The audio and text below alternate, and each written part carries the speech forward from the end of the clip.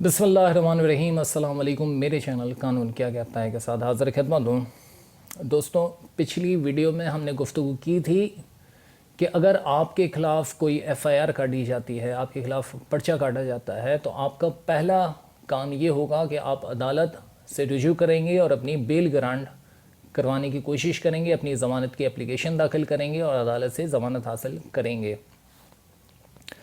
अब ये discretion of the court है, अदालत पर मुनहसर है कि आपकी बेल कितनी श्योरिटी की अमाउंट लेकर, कितनी रकम के मचल के जमा करवाने के एवज़ आपकी ज़मानत मंजूर की जाती है। अब अगर कोई शख्स बेगुनाह है, बेकसूर है, झूठी FIR काटी गई है उसके ख़िलाफ़, लेकिन गरीब है, मज़दूर है, नौकरी पेशा है, छोटी मोटी नौकरी करता है, ठिया लगाता है, रक्षा चलाता है, बेल ग्रांट हो चुकी है, मिसाल के तौर पे 1 लाख रुपए की, 50,000 रुपए की, लेकिन फ़िलहाल उसके पास इतनी रकम मुयस्सर नहीं है, पैसों का इंतज़ाम उसके पास नहीं है। क्या करेंगे?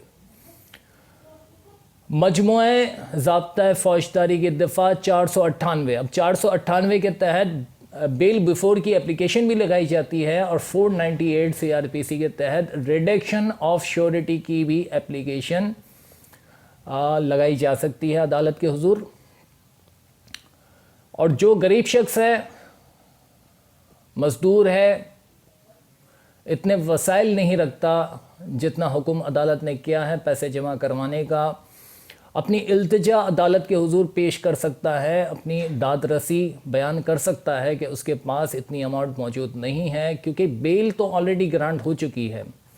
और दोस्तों, ये एप्लीकेशन रिडक्शन ऑफ श्योरिटी की जितनी मैंने अपनी प्रैक्टिस के अंदर लगाई है, अदालत नरम रवैया इख्तियार करते हुए सारी तकरीबन जो मेरा प्रैक्टिस है आसानी से इसको ग्रांट कर दी जाती है।